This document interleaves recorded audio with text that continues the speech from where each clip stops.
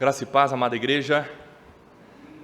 Eu vou pedir para você abrir a carta do apóstolo Paulo aos Filipenses, capítulo 4, versículo 14 até o versículo 23.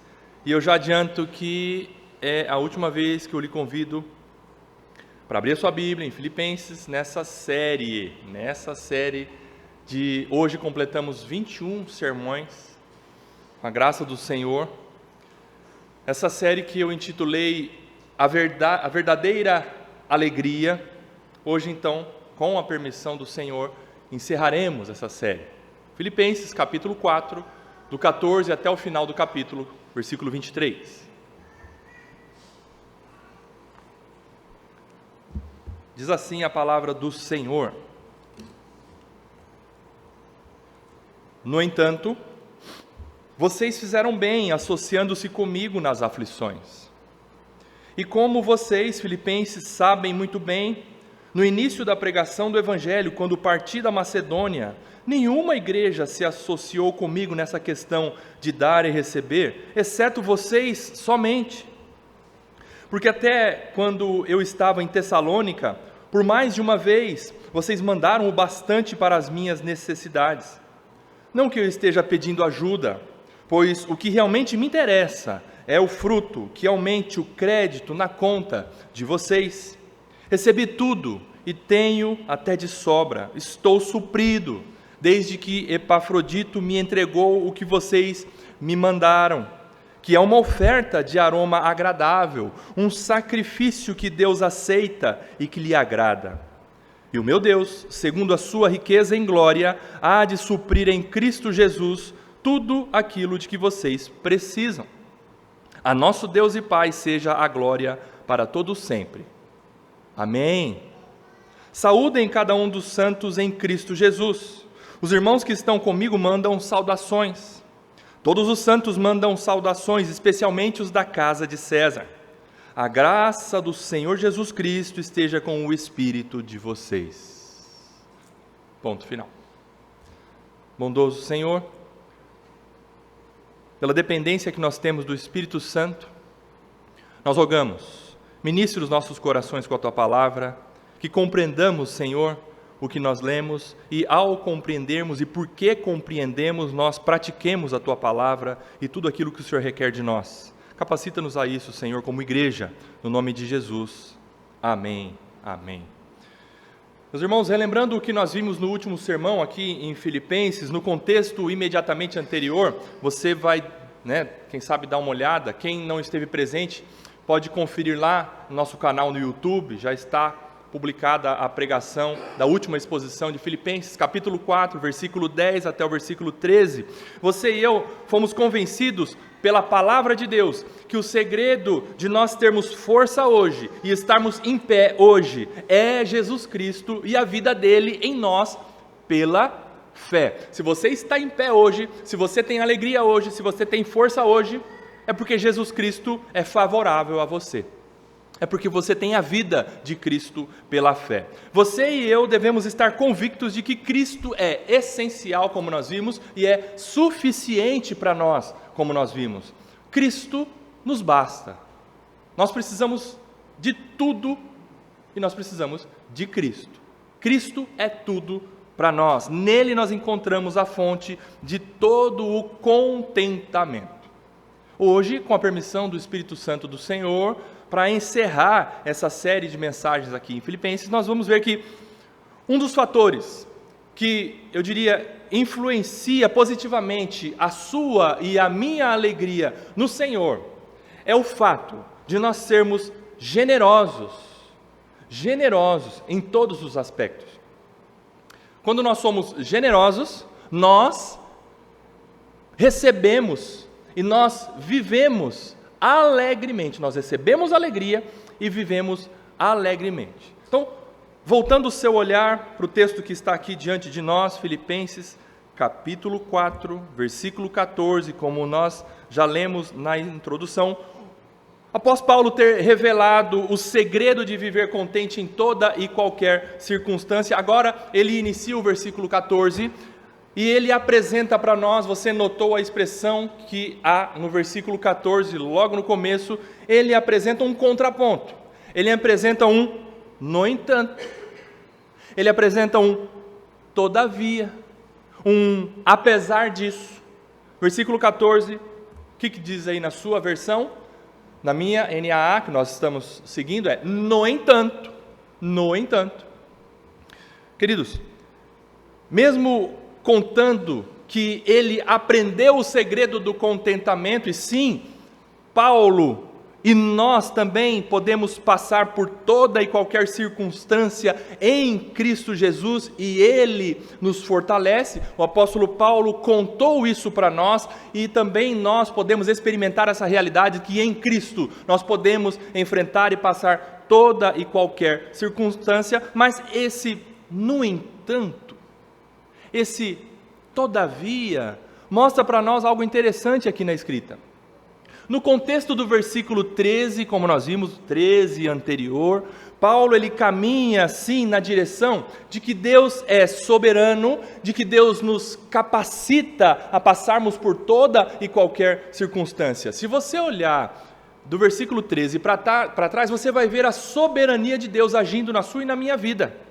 Ele nos capacita a passarmos por horas difíceis. E quem sabe, na sua história de vida, Deus agindo na sua realidade pessoal, você se lembra, por exemplo, de momentos difíceis, de horas atribuladas que você passou, e hoje você lembra daquelas horas e você, quem sabe, pensa assim: meu Deus, como eu passei por aquela hora tão difícil. Deus estava comigo. Deus é soberano. Isso é do versículo 13 para trás, soberania de Deus. Mas agora no versículo 14, parece que ele vira para um outro lado do caminho, parece que o olhar dele se volta para um outro direcionamento, porque ele escreve no entanto. E ao ler aqui no versículo 14, você vai, quem sabe, com uma pergunta em mente: como que Deus faz isso? Como que Deus nos capacita a vivermos horas difíceis, de tribulação? Como que Deus nos supre e nos fortalece? Tudo através de Cristo. Outra pergunta que você pode fazer para ler o versículo 14 é esse no entanto. A soberania de Deus age de que forma? A soberania de Deus age de que forma? Porque nós entendemos que Deus é soberano, é algo maravilhoso. Só que isso não pode ficar numa abstração. Nós precisamos compreender como que Deus age, e Ele age de determinadas maneiras. É aqui que nós vamos caminhar do versículo 14 para frente. Soberanamente Deus usa pessoas. Soberanamente Deus usa pessoas.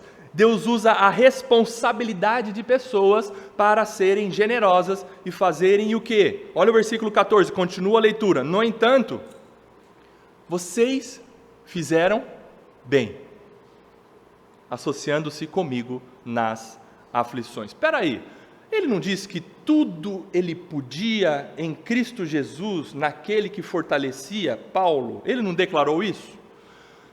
Soberania de Deus. No entanto, como que Deus age soberanamente? Através da ação de pessoas. Olha que coisa linda. Como que Deus supre, como que Deus age, como que Deus é tudo para nós? Através da ação de pessoas. Vocês fizeram bem associando-se comigo nas aflições, me ajudando, me socorrendo nas horas difíceis que eu passei, nas aflições. Amada igreja, veja que quando Paulo ele declarou que ele sabia o que era passar por escassez ou fome, e ele aprendeu isso, nós vimos que ele aprendeu a passar por momentos de extrema dificuldade. Ele sabia também o que era passar por momentos de honra, de abundância, de fartura. A pergunta que nós devemos fazer é: como que Deus agia nessas circunstâncias todas na vida do apóstolo Paulo? E a resposta é: através de pessoas. Eu acredito que em sua maioria crentes. Paulo dá testemunho, por exemplo, da igreja dos Filipenses, que nós vamos ver agora. Através de crentes. Nós estamos nas mãos do Deus soberano para abençoar aquele que está ao nosso lado. Olha só que coisa linda. Portanto, é aquilo que nós pregamos nesta igreja há anos. A soberania de Deus não anula a responsabilidade humana. É isso que o apóstolo Paulo vai nos ensinar agora. Aqui é soberania de Deus, mais responsabilidade humana. E por que Paulo ele faz isso? Paulo ele deixa claro que sim, Deus transforma os nossos corações ingratos em corações agradecidos, em corações contentes. E Paulo também deixa claro que Deus nos supre em tudo, mas como ele faz isso? Esse mesmo Deus que nos dá força em Cristo para podermos passar por todas as circunstâncias, Ele move corações humanos para suprir as necessidades dos seus filhos. Você já viu o dinheiro cair do céu? Você já viu um suprimento que você precisava tanto surgir espontaneamente do nada? Deus usou pessoas, quem sabe uma hora difícil que você estava passando, e eu digo especificamente crentes, para socorrer você, para suprir você. Pessoas generosas, para socorrer você numa hora de aflição. Olha que coisa linda, a soberania de Deus conjugada com a responsabilidade humana. Deus age através de nós. Agora, é importante notar que Paulo ele não destaca a generosidade de um indivíduo. Ele não fala, olha, o fulano de tal lá da igreja dos Filipenses, ele me ofertou generosamente. Pensa ou uma família abastada lá dos Filipenses. Pensa numa família ou num indivíduo que chegou junto e, olha, ele não me deixou faltar nada. Não. Paulo ele faz questão de dizer que não é uma pessoa, mas é uma igreja generosa. Socorreu ele nas horas difíceis, nunca deixou faltar nada para Paulo. Uma igreja, aqui é um contexto de coletividade. Ele deixa claro que desde quando a igreja dos Filipenses foi plantada e foi fundada por ele, isso você pode conferir lá em Atos, capítulo 16, Paulo é que fundou a igreja lá na cidade de Filipos. Desde aquela época, desde o início, os filipenses ofertavam constantemente em favor do apóstolo Paulo. Aliás, era a única das igrejas que Paulo plantou, que se associou com ele, que firmou um compromisso com ele. Veja o versículo 15 agora na sequência. Entenderam aí por que ele faz esse contraponto de no entanto? Ele estava falando sobre a soberania de Deus. No versículo 13, tudo posso em Cristo, naquele que me fortalece. Amém? No entanto, Deus usa a igreja, pessoas, para suprir, para ser a força de Cristo através de nós. Agora o versículo 15. Paulo dá testemunho dos Filipenses.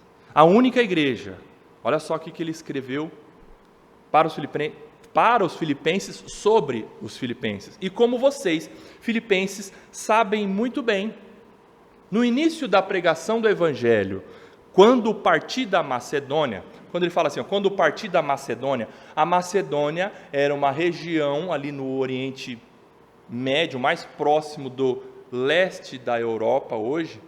A Macedônia era uma região, era uma província grega, na qual estava situada a cidade de Filipos, tá bom? A cidade de Filipos está situada na região da Macedônia. Então Paulo fala, desde quando eu parti da Macedônia, em outras palavras, desde quando eu saí do meio de vocês, eu tive que continuar as minhas viagens, ou a minha viagem missionária, continua o versículo 15, nenhuma igreja se associou comigo. Nenhuma igreja se associou comigo nessa questão de dar e receber. E eu pergunto para você, quantas igrejas o apóstolo Paulo fundou, plantou? Várias. Mas nenhuma igreja se associou comigo nessa questão de dar e receber, exceto vocês somente.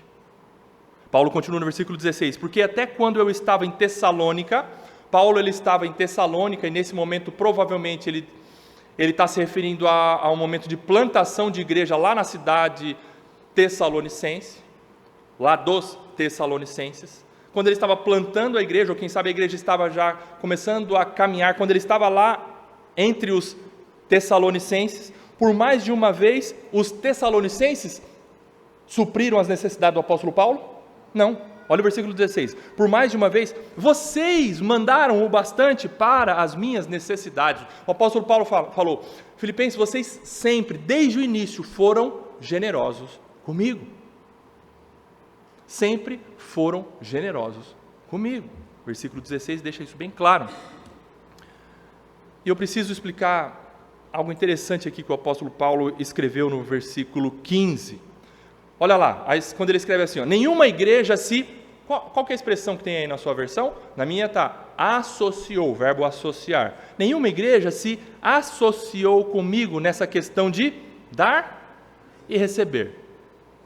Nenhuma igreja firmou uma sociedade comigo nessa questão de dar e receber, exceto vocês somente. E que sociedade que Paulo e os filipenses firmaram? Como se fosse um contrato, um compromisso mútuo de dar e receber. Paulo recebia oferta financeira dos filipenses, certo? Sim, o apóstolo Paulo recebia oferta financeira, recebia sustento, recebia generosamente a ação altruísta dos filipenses. Paulo recebia isso, mas o que Paulo dava? Porque é uma associação, houve eles firmaram uma sociedade, um compromisso de dar e receber. O apóstolo Paulo recebia ofertas financeiras, mas o que o apóstolo Paulo dava? Paulo dava suprimento espiritual através do ensino, através do pastoreio. Esse era um compromisso mútuo de Paulo para com os filipenses. Paulo recebia o sustento financeiro, mas ele dava o quê? Ensino. Dava sua vida para o ministério pastoral, ensinava a igreja. Os filipenses recebiam o suprimento espiritual através do ensino, através do ministério pastoral do apóstolo Paulo, certo? Eles recebiam. E o que os filipenses davam? Porque, sim, havia essa associação entre dar e receber. O que os filipenses davam? Suporte financeiro para o apóstolo Paulo. Olha que coisa linda. Que maravilhoso isso. Aqui nessa associação entre ministério pastoral e igreja e ministério pastoral, há uma parceria, uma associação mútua, generosa e alegre. Porque para o pastor, para o ministro pastor, ele assume esse compromisso de dar-se para o ministério com relação ao ensino, com relação ao pastoreio, isso de forma alegre. A igreja, consequentemente, também firma esse compromisso de forma alegre, suprir materialmente o ministro pastor. Lindo isso. E o apóstolo Paulo faz questão de usar esse termo, e é um termo que no grego era usado para transações comerciais. Associação. Associar-se. Ninguém associou-se comigo, senão vocês, filipenses, somente. Entenderam então esse termo aí? Associou. Nenhuma igreja se associou comigo nessa questão de dar e receber. Entenderam essa troca? Entenderam essa responsabilidade mútua entre dar e receber? Era isso que o apóstolo Paulo quis explicar nesse versículo. Nós estamos no 15. Agora, estamos no 15, só quis mostrar esse detalhe. Vimos o 16 com relação à estada de Paulo em Tessalônica. Agora vamos ao 17. Paulo ele reforça aqui no versículo 17 que ele não está reclamando. Lembram-se do 10 ao 13 que nós vimos que Paulo ele não começou esse assunto sobre ser suprido financeiramente pelos filipenses para dar um toque nos filipenses e falar, não se esqueçam, tá? Mês que vem eu preciso de novo. Paulo não está usando essa escrita, não tocou nesse assunto para pedir mais, dando, quem sabe, uma indireta para os filipenses ofertarem financeiramente. Olha o versículo 17, como é que ele escreve? Não que eu esteja pedindo ajuda. Mais uma vez ele escreve isso. Ele deixa bem claro, meus irmãos filipenses, eu não estou tocando nesse assunto sobre a generosidade de vocês, para eu, quem sabe, lembrar vocês que vocês precisam me ajudar. Não que eu esteja pedindo ajuda, apesar de que não é pecado um pastor pedir ajuda. Não é pecado o pastor pedir auxílio financeiro, um suporte financeiro. Não é pecado quando o pedido ele tem argumento justo e é feito por uma consciência sincera. Não é pecado. Mas aqui o apóstolo Paulo está dizendo, eu não estou usando dessa oportunidade para dar um toque em vocês e falar, lembra de mim, tá? Mês que vem tem uma fatura. Não que eu esteja pedindo ajuda. Agora, pois, o que realmente me interessa, diante de tudo isso que ele falou, citando o exemplo dos filipenses e falando para os filipenses, sobre os filipenses, o interesse do apóstolo Paulo era esse. O que realmente me interessa é o fruto que aumente o crédito na conta de vocês. E eu peço licença para explicar o finalzinho do versículo 17, somente na conclusão desse sermão. Segura aí. No início do versículo 17, Paulo diz que ele não estava pedindo ajuda. E no versículo 18 ele deixa claro qual que era a situação financeira dele naquele momento. O apóstolo Paulo deixa bem claro, diferente de muitos pastores por aí, quem sabe que escondem a realidade financeira, estão bem abastados, mas fazem cara de coitado. Do gato de botas. Sabe a carinha do gato de botas lá do Shrek? Cara de dó. Mas está bem suprido. Muitos pastores fazem cara de dó, mas não é uma realidade. Para quê? Para que a igreja se comova e ele continue esfolando a igreja. O apóstolo Paulo, ele deixa claro aqui a realidade dele, ele anda na luz, ele é sincero. Versículo 18, eu recebi tudo, tenho até de sobra. Meus irmãos, se você ouve alguma pregação das igrejas neopentecostais, eu vou dizer para você, ouve, mas não perca seu tempo ouvindo. Mas se você ouve por aí, muitos pastores não vão dizer isso. Se você coloca lá na TV, ou se você por de relance está ouvindo alguma pregação dessa, se é que se pode dizer que é uma pregação, você já ouviu algum desses pastores das igrejas neopentecostais, dessa teologia da prosperidade, dizer assim, para de doar, já está bom, estamos ricos? Jamais, porque não são sinceros, são lobos, vorazes, querendo esfolar o rebanho, acabar com as ovelhas e com os bolsos das ovelhas. Mas o apóstolo Paulo ele deixa bem claro, ele é sincero. Eu recebi tudo, tenho até de sobra, eu estou suprido, desde que Epafrodito me entregou o que vocês me mandaram. Chegamos no versículo 18 aqui, e Paulo cita Epafrodito como aquele que, de Filipos, levou a oferta financeira para o apóstolo Paulo, que estava preso lá em Roma.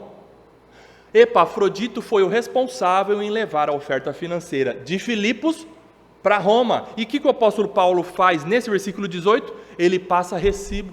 Ele diz, recebi de Epafrodito. Quem sabe, para que os filipenses não tivessem dúvida sobre a índole de Epafrodito. Epafrodito me entregou tudo. Epafrodito é uma pessoa honesta. Epafrodito é responsável. A missão que foi dada a Epafrodito de trazer o pacote de moeda que eu recebi, ele concluiu. Está aí mais um motivo para você, minha irmã, colocar o nome do seu filho de Epafrodito. Tá bom? O apóstolo Paulo diz, recebi. O que o Epafrodito tinha que fazer, ele fez. Está aqui, está tudo certo. Né? Versículo 18. Agora, veja que lindo aqui, continuando no versículo 18. A oferta financeira, com um coração sincero, com um coração de adoração, com um coração grato ao Senhor, a oferta financeira nesse contexto aqui de mordomia cristã, porque aqui o apóstolo Paulo está ensinando mordomia cristã, nós cuidarmos dos bens materiais que Deus nos dá e nós usarmos os bens materiais que Deus nos dá para o nosso sustento e para abençoar a igreja do Senhor e terceiros também. Isso tudo aqui diz respeito à generosidade ou à mordomia cristã, à partilha. Nesse contexto, então, essa ação dos filipenses foi para suprir pessoas, mas em primeiro lugar, a oferta dos filipenses foi para Deus, foi para agradar a Deus. Como a gente precisa entender isso? É bem verdade que nós ofertamos, nós abençoamos pessoas através dos nossos recursos financeiros, mas abençoar pessoas, ou abençoar o nosso irmão é secundário, em primeiro lugar. E quando você oferta financeiramente, você oferta para agradar a Deus. Olha o que o apóstolo Paulo escreveu aí no finalzinho do versículo 18. Lê desde o início, vamos lá. Eu recebi tudo, tenho até de sobra. Estou suprido desde que Epafrodito me entregou o que vocês me mandaram. O que vocês me mandaram é uma oferta, olha aí, de aroma agradável, um sacrifício que Deus aceita e que lhe agrada. E o verbo agradar aqui no grego original é semelhante a dar alegria. Meu irmão, a sua oferta financeira, a sua generosidade alegra Deus. Dá alegria para Deus. E Paulo usa termos em uma linguagem do Antigo Testamento, notadamente nos livros de Êxodo e Levítico, você encontra isso aqui, onde os sacerdotes queimavam animais, também queimavam incensos aromáticos em oferta, e aquele cheiro de carne assada chegava até Deus com um cheiro de aroma agradável, e Deus recebia favoravelmente aquela oferta em sacrifício queimado. O apóstolo Paulo usa as mesmas expressões lá das ofertas que o povo oferecia a Deus no Antigo Testamento, e o cheiro agradava a Deus. Paulo transporta esses termos para agora, dizendo: a oferta financeira de vocês, igreja, agrada a Deus. E eu vou parar de falar de churrasco agora, porque próximo do almoço, senão vocês vão querer que eu termine logo o sermão. Mas é isso aqui que o apóstolo Paulo está dizendo. Nossa oferta financeira, primeiramente, é para agradar a Deus. Isso faz toda a diferença. Isso faz toda a diferença. Nossa oferta financeira, os nossos atos de generosidade são para Deus. E Deus recebe com alegria as nossas ofertas financeiras, quando são dadas com um coração sincero, como um ato de adoração, não para a gente se aparecer entre nós, mas que, de fato, seja uma oferta de coração em adoração ao Senhor, abençoando a igreja do Senhor. Essa expressão, oferta de aroma agradável, um sacrifício que Deus aceita e lhe agrada, mostra que as ofertas financeiras que você e eu apresentamos ao Senhor são ato de culto. Ato de culto. Por isso que aqui na ICCG, um dos atos de culto é o ofertório. Você já notou isso? Um dos atos de culto. Em nosso culto solene existem atos. Dentre esses atos, há um momento de ofertório. É um ato de adoração ao Senhor como igreja, agradando ao Senhor. E o que são atos de culto? Eu posso citar outros atos de culto. Por exemplo, nós cantarmos louvores ao Senhor, isso é um ato de culto. Quando você está cantando louvor ao Senhor, você já está no culto. Tem algumas pessoas que chegam, às vezes está no terceiro hino nosso aqui, da nossa liturgia. Ainda bem que está no louvor. Não, você já tem que ter chegado antes. Louvor também é um momento de culto. Prepare-se para você chegar no horário, para você cantar os 3 hinos com a igreja. Então vamos lá. Cantar louvores ao Senhor é um ato de culto. O que mais? Leitura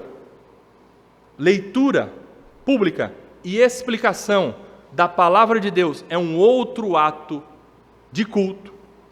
Oração de gratidão, oração de confissão também é ato de culto. Isso tudo a gente entende que faz parte do ato de culto, do momento de culto solene como igreja ao Senhor. E a gente aprende isso com as igrejas históricas. E a ICCG segue o princípio regulador do culto. Você já ouviu falar sobre isso? O princípio regulador do culto, que as igrejas históricas seguiram, estabeleceram para adorar ao Senhor como culto público. Ok? ofertório também faz parte do culto público. Baseado no finalzinho aqui do versículo 18, nós podemos concluir isso. Versículo 19. Agora você precisa entender que dentro desse contexto, o versículo 19, ele passa a ser bem interpretado. Se estiver fora desse contexto, o versículo 19, ele fatalmente será mal interpretado. Leia o versículo 19. E o meu Deus, segundo a sua riqueza em glória, ou seja, o apóstolo Paulo está dizendo assim, ó, o meu Deus que é gloriosamente rico,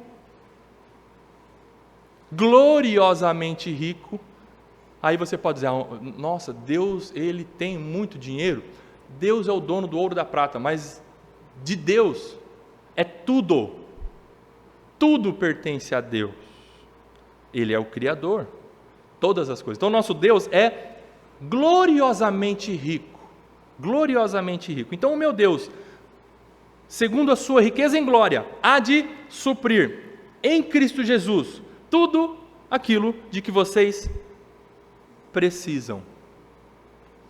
Aqui não está dizendo tudo aquilo que vocês querem, ou tudo aquilo que vocês pedem. Muitas coisas que nós pedimos, Deus não nos dá, porque nós não precisamos. Nesse contexto todo aqui, o versículo 19 é bem interpretado dessa forma. Porque você, como pai, não dá tudo o que seu filho pede, certo? Se você dá tudo o que seu filho pede, você está provavelmente agindo errado.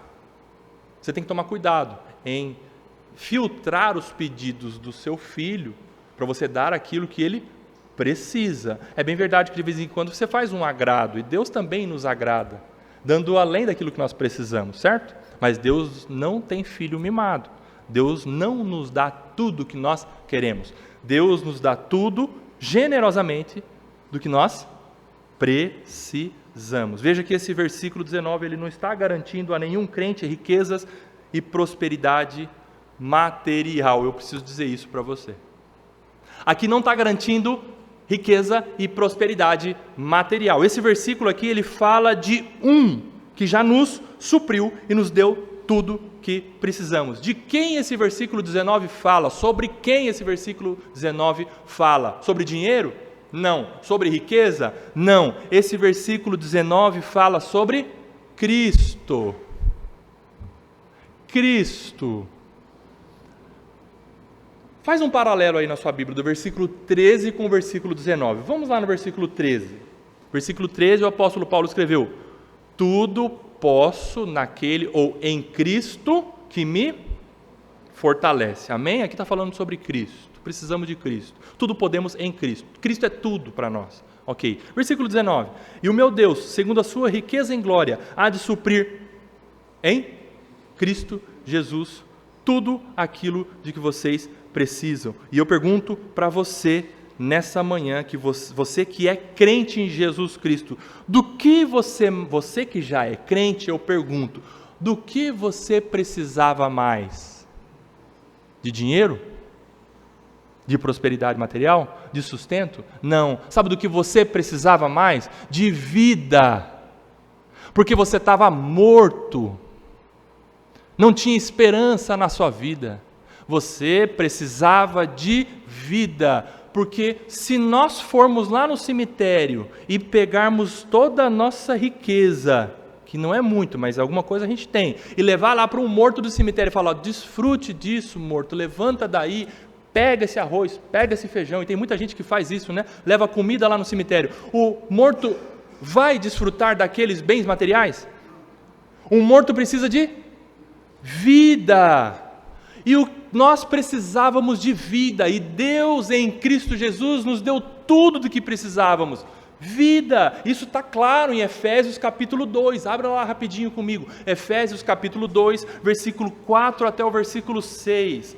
Paulo escreveu aos Efésios algo nesse sentido, nós precisávamos de vida. A partir do versículo 4 até o versículo 6 do capítulo 2 de Efésios, Paulo escreveu assim: mas Deus, olha só os termos semelhantes que ele usa, mas Deus, sendo rico em misericórdia.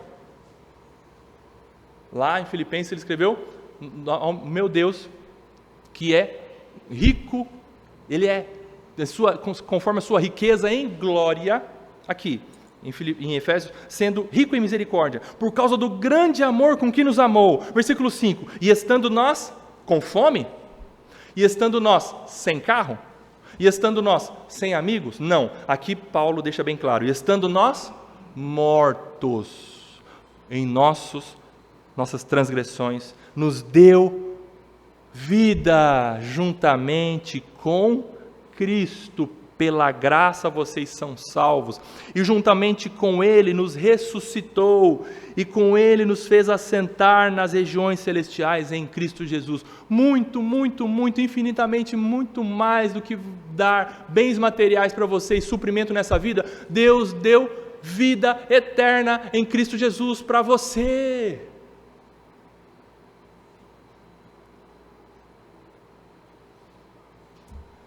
Era tudo do que nós precisávamos.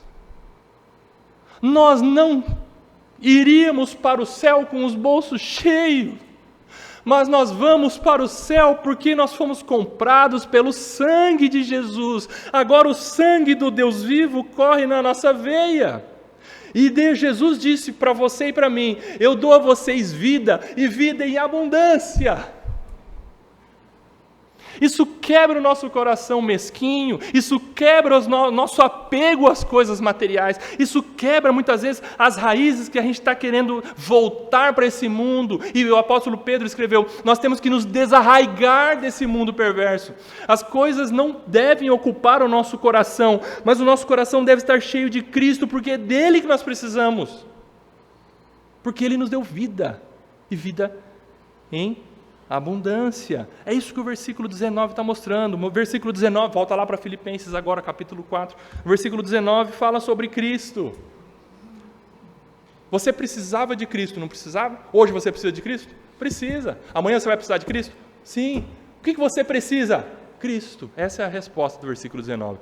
Deus, generosamente, conforme a sua riqueza em glória, há de suprir em Cristo Jesus todas as nossas necessidade, tudo aquilo que nós precisamos, né? É o que Paulo escreveu também aos Romanos. Não precisa abrir, mas eu vou ler aqui. Paulo escreveu o capítulo 8, versículo 32 de Romanos, assim: aquele que não poupou o seu próprio filho, antes por todos nós o entregou, será que não nos dará graciosamente com ele todas as coisas? Se Deus não poupou o seu Filho e entregou Jesus na cruz para morrer no seu lugar, Ele deu o Filho, Ele deu o que Ele tinha de mais precioso, o seu único Filho. Você acha que Ele não vai dar, por graça, todas as outras coisas que você precisa? Por exemplo, o sustento material? Sim, Deus vai dar, porque Ele já nos deu tudo em Cristo. E diante dessa convicção maravilhosa que Deus já nos deu tudo em Cristo, não resta outra manifestação expressa da nossa parte como beneficiários dessa graça, senão dar glória a Deus. Entendendo qual era a sua situação e qual é a sua situação hoje, que você tem tudo em Cristo Jesus, que Deus te abençoou ricamente, generosamente. Qual é a sua manifestação expressa hoje? Versículo 20: a nosso Deus e Pai seja a glória para todos sempre, amém. Não resta outra manifestação expressa da igreja, senão dar glória a Deus para a nossa situação diante de Deus. Nós já temos tudo em Deus, Deus nos deu generosamente o Filho. A igreja, portanto, nessa manhã declara: glória a Deus. Nós não merecíamos.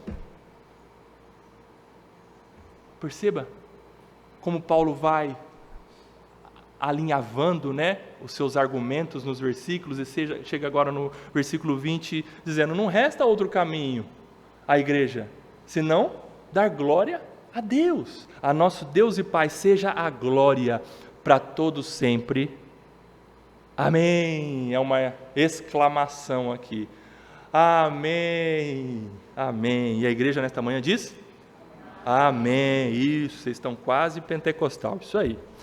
Essa é a situação do coração que gera contentamento, que gera gratidão, gera alegria. Declarar verbalmente que Deus é glorioso. Glória somente a Deus. E Paulo escreve isso, que é glória a Deus para todo sempre. Sabe para quê? Para os filipenses não se soberbecerem. Porque muitas vezes quando os filipenses ofertaram, e ofertaram generosamente, Paulo elogia os filipenses aqui. Eles poderiam se inflar. Glória para mim. Muitas vezes quando a gente oferta, a gente fica cheião, né? Ajudei. Eu dei.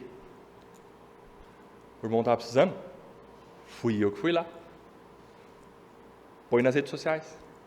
Tem igreja que tem ranking de ofertantes. Quem dá mais, quem dá menos. Mas esse versículo deixa bem claro que a glória é somente para Deus. Meu irmão, minha irmã, se você está sendo generoso, se você está tendo atos de bondade, de misericórdia, de altruísmo, que a glória seja para Deus e não para você. Continue fazendo. Mas se alguém falar, nossa, meu irmão, que bom, você é generoso, você vai poder responder, é verdade, Deus está me permitindo ser generoso, ajudar uma família, ofertar financeiramente da igreja, mas glória para Deus, não mereço o mérito não é meu, a glória é para o Senhor. Amém? E do versículo 21 até o versículo 23, o apóstolo Paulo ele escreve a saudação final, e aqui sim ele vai fechar as cortinas da escrita dessa carta belíssima. Versículo 21, caminha comigo até o 23. Saúdem cada um dos santos em Cristo Jesus. Aqui, saúdem é saudar, cumprimentar, abraçar, e em alguns ambientes eclesiásticos naquela época tinha beijem-se. Paulo não cita aqui o ósculo santo, mas aqui ele fala, saúdem cada um dos santos em Cristo Jesus. Aqui Paulo está dizendo especificamente aos filipenses, vocês, filipenses, cumprimentam-se, os santos que são de Cristo, lá, vocês, filipenses, cumprimentam-se entre si, saúdam-se entre si. Santo aqui diz respeito a separado, não perfeito, não é perfeito, é separado. Versículo 1 do capítulo 1, Paulo, olha lá, ele escreve algo semelhante. Versículo 1 do capítulo 1 de Filipenses. Paulo e Timóteo, servos de Cristo Jesus, a todos os santos em Cristo Jesus, inclusive bispos e diáconos que vivem em Filipos. Aqui no versículo 21 ele fala, os santos em Cristo Jesus, vocês saúdem-se mutuamente. E aqui é o contexto da igreja local. E por que Paulo faz isso? Quem sabe porque ele queria ver Evódia e Sintique se abraçando. Ele não queria que houvesse nenhuma barreira na igreja dos filipenses, porque tinha sim uma brecha, estava se abrindo entre o grupo de Evódia e o grupo de Sintique. Início do capítulo 4 que nós já estudamos. O apóstolo Paulo diz, quando lerem essa carta, lá em Filipos, vocês vão ler, e a leitura vai se dirigir a todos, saúdem-se mutuamente. O que Evódia e Sintique vão ouvir? Se abracem, irmãs. Se perdoem. Que haja unidade entre vocês, filipenses. Saúdem-se. Porque vocês são santos em Cristo Jesus. O apóstolo Paulo está indo com remédio, né, na doença do pecado, quem sabe, da divisão, da facção, dentro de uma igreja local. Houve tratamento, houve confissão. O apóstolo Paulo, no início do capítulo 4, você já viu comigo, que ele trata o pecado delas, expõe essas irmãs para discipliná-las, mas para restaurar a comunhão entre elas. E agora o apóstolo Paulo fala, abracem-se, saúdem em Cristo Jesus.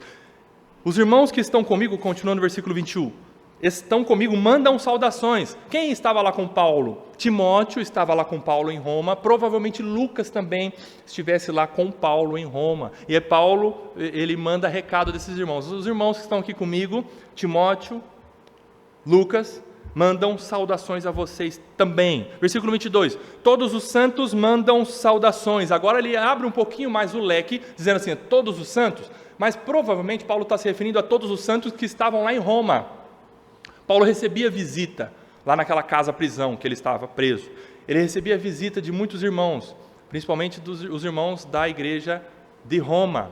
Então ele está dizendo assim, ó, os irmãos aqui de Roma mandam saudações para vocês, filipenses. E aí ele diz algo interessantíssimo, especialmente os da casa de César. Casa de César, César é uma referência ao imperador, czar, imperador. E o imperador daquela época era Nero. Vocês se lembram que lá no capítulo 1, no versículo 13, lá da carta aos Filipenses, aqui que nós estamos vendo, Paulo, ele disse que na prisão ele pregou, ele falou sobre Cristo, a guarda pretoriana, versículo 13 do capítulo 1. Ele pregou a guarda pretoriana, mesmo preso, ele falava de Cristo. E o que era a guarda pretoriana? A guarda pretoriana era a guarda de elite, eram soldados de elite do imperador.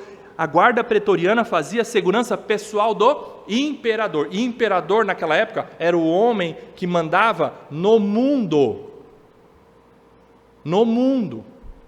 Então ele tinha guardas que faziam a sua segurança. Paulo falou de Cristo para a guarda pretoriana, para os da casa de César. Os da casa de César também eram os funcionários do império que trabalhavam próximos do imperador. Eram servidores do alto escalão do governo romano. E o que Paulo fazia? Evangelho neles. Evangelho neles. Pregação, falar de Cristo. Ele estava acorrentado a um guarda romano, guarda de elite do imperador. E o que ele fazia? Bom dia, tudo bem? Você conhece Cristo? Falava de Cristo para a guarda pretoriana e para os da casa de César. E o que aconteceu? Através da boca do apóstolo Paulo, muitos funcionários da casa de César, da guarda pretoriana, servidores do alto escalão do governo romano, foram salvos. Nero achou que prendendo Paulo ele iria silenciar o evangelho.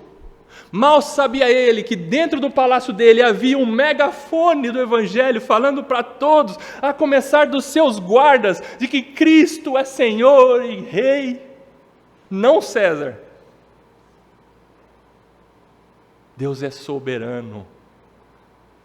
Deus é soberano. A partir dali, servidores da elite do governo romano ouviram sobre Jesus Cristo e se converteram. Louvado seja Deus. É isso que Paulo está contando. Não somente os irmãos aqui de Roma, mas ele faz questão, especialmente os da casa de César. Irmãos nossos, do alto escalão do governo romano, mandam saudação para vocês, irmãos também, filipenses. Lindo isso, lindo isso. Versículo 23, Paulo termina a escrita dessa forma: a graça do Senhor Jesus Cristo esteja com o Espírito de vocês. Graça aqui não diz respeito a coisas materiais. Graça com o Espírito de vocês. Aqui é a benevolência do Senhor, mas não a benevolência do Senhor para que os filipenses pudessem ter mais bens. Aqui o apóstolo Paulo direciona que a graça do Senhor Jesus Cristo esteja com o Espírito de vocês. E o que isso quer dizer? O apóstolo Paulo está mostrando que nós precisamos da graça de Deus não para os nossos bens materiais. O que eu quero dizer? Muitas vezes pessoas erroneamente pedem, por exemplo, para nós orarmos: pastor, ora pelo salão comercial, pelo meu salão comercial, quero abrir uma pastelaria, eu gostaria que o pastor orasse pelo salão. O pastor que está entendendo um pouquinho vai ver que o salão não precisa de oração. Quem precisa de oração é a pessoa. Tem gente que coloca assim no carro: propriedade exclusiva de Deus. Não, Deus não precisa de carro. Nós somos propriedade de Deus. O que o apóstolo Paulo está mostrando é: a graça está no Espírito, seja favorável ao Espírito de vocês, não aos bens materiais. Nós precisamos da graça de Deus. Louvado seja Deus por isso. Porque os bens materiais passam. Tudo nessa vida passa. Vai acabar. C.S. Lewis escreveu certa vez que aquilo que não é eterno é eternamente inútil. O que é eterno? O que vai passar dessa vida para outra? O seu espírito, a sua alma. Não o seu apartamento, não a sua fazenda. Por isso que Jesus deixou uma palavra muito marcante em seu ministério. O que adianta você ganhar o mundo inteiro e perder a sua alma? Ali é a mesma coisa, espírito. Que lindo isso. Paulo está dizendo que a graça do Senhor Jesus Cristo esteja com o espírito de vocês. A nossa alma precisa da graça de Deus, precisa ser ganha, regenerada, para nós vivermos para sempre com Ele, não os nossos bens materiais. Eu concluo então, voltando para o versículo 17, vamos lá. Finalzinho do versículo 17, diz assim: o que realmente me interessa é o fruto que aumente o crédito na conta de vocês. Em outras palavras, o zelo dos filipenses em se doar, a dedicação dos filipenses em ofertar, em serem recursos e não demanda, fazia mais bem aos filipenses do que a Paulo. Paulo está mostrando assim, quando vocês dão, vocês são mais beneficiados do que aqueles que recebem. Paulo está dizendo assim, o que realmente me interessa, o meu desejo é que vocês sejam abençoados, não quando vocês retêm, mas quando vocês dão. O que me interessa é que vocês tenham cada vez mais um coração generoso. Por quê? Porque isso vai aumentar o crédito na conta de vocês. Em outras palavras, dar é melhor do que receber. Será que Paulo aprendeu isso? Claro que aprendeu. Ele mesmo disse que o Senhor falou, versículo 35 do capítulo 20 de Atos, abra lá comigo. Eu acho maravilhoso como Paulo é coerente em seu ensino, e quem sabe nesse momento ele se lembrou das palavras de Jesus, como ele escreveu no capítulo 20 e o versículo 35 lá de Atos 20 e 35, em tudo tenho mostrado a vocês que trabalhando assim, é preciso socorrer os necessitados e lembrar das palavras do próprio Senhor Jesus. E quais foram as palavras que o apóstolo Paulo lembrou do próprio Senhor Jesus? Mais bem-aventurado é dar do que receber. Olha que coisa linda, é isso que Paulo está dizendo no finalzinho do versículo 17, o meu interesse é que vocês entendam que vocês vão ser mais felizes dando do que recebendo, continuem assim. O meu interesse é que aumente o crédito na conta de vocês, que vocês amadureçam e cresçam cada vez mais na generosidade. E o que é ser bem-aventurado? Eu já expliquei aqui, a igreja vai lembrar, bem-aventurado é o mesmo que quão verdadeiramente feliz é. Quão verdadeiramente feliz é. E Jesus está dizendo, mais bem-aventurado, mais feliz é aquele que dá do que aquele que recebe. Paulo aprendeu isso. Mas Paulo via num ser maravilhoso e superior e perfeito, que ele, esse ser maravilhoso, superior e perfeito, era e é e sempre foi generoso. Sobre quem eu estou falando? Sobre Deus. Deus é generoso, por isso Ele deu. João 3,16, o que diz? Deus amou ao mundo de tal maneira que deu. Ele precisava dar o Filho? Não. Ele não precisava, mas Ele generosamente, e uma generosidade perfeita, Deus deu, mas Ele não deu qualquer coisa, Ele deu o Filho para morrer, e todo aquele que crer no Filho vai ter a vida eterna, não vai perecer. Olha a generosidade de Deus. E se Deus é generoso, Ele é alegre. Você sabia que Deus é alegre? Você não crê num Deus que é carrancudo, assim, bravo, né? Aquele Deus com cara fechada. Deus não tem cara, tá? Só estou sendo didático aqui. Mas Deus é alegre. Aliás, a alegria que você tem deriva do Espírito. Você lembra do fruto do Espírito? Gálatas 5:22. O fruto do Espírito é amor, alegria, paz, longanimidade, benignidade, domínio próprio, mansidão. Deus é alegre, porque Ele é generoso, porque Ele deu o Filho. Nosso Deus é alegre. E Paulo está mostrando isso para você e para mim, finalizando essa carta, que para nós sermos alegres, uma igreja alegre, nós temos que ser generosos, altruístas. E eu não estou falando somente em recursos financeiros, mas seja generoso na atenção naquele irmão que está sozinho. Seja generoso na lembrança de orar por aquele irmão que você faz tempo que não vê. Seja generoso para você perguntar como é que você está, estou à disposição, você precisa de mim? Porque quando nós somos generosos, nós somos alegres. Mais bem-aventurado é dar do que receber. Quando Jesus Cristo se entregou na cruz, foi um momento de extrema dor para o nosso Senhor. Mas o profeta Isaías disse que, quando ele concluiu o trabalho, ele viu tudo aquilo e ele ficou contente. Vocês se lembram da profecia de Isaías 53, versículo 11? Isaías profetizou sobre Jesus e dizendo sobre Jesus assim, ó: Jesus, depois de ter completado a sua obra, ele viu o fruto do seu penoso trabalho e ficou, e ficará, né, porque Isaías profetizou, né?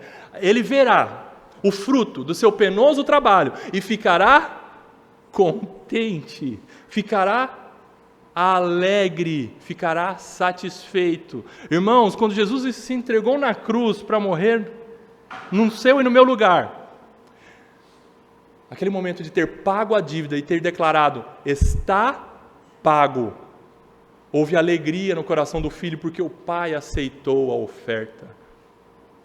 O pai aceitou a oferta. Jesus Cristo pagou e ele viu o fruto do seu penoso trabalho e ficou contente, satisfeito, alegre. Nosso Deus é alegre, porque Ele é generoso.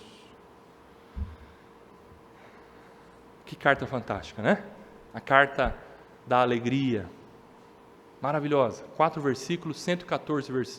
capítulos, 114 versículos de conteúdo belíssimo para a sua e para a minha vida espiritual. Que Deus nos conceda cada vez mais, pelo fruto do Espírito, a verdadeira alegria nele, em Cristo Jesus. A carta aos Filipenses aponta para Cristo. Sem Cristo não há verdadeira alegria. Amém? Senhor, obrigado por essa caminhada de 21 sermões que o Senhor permitiu nós trilharmos durante esse tempo. Concluímos aqui, Senhor, a exposição, essa série baseada na carta aos Filipenses. E pedimos, Senhor, que não fique só em conhecimento acadêmico. Entendemos, Senhor, o que Paulo escreveu, mas porque entendemos, nós desejamos viver, Senhor. Mas por nós mesmos nós não conseguimos, mas tudo nós podemos no Teu Filho, em Cristo, que nos fortalece. Pedimos, como igreja, nesta manhã, nos ajude a praticar os ensinamentos do Senhor para nós, que aprendemos na carta aos Filipenses. No nome de Jesus. Amém.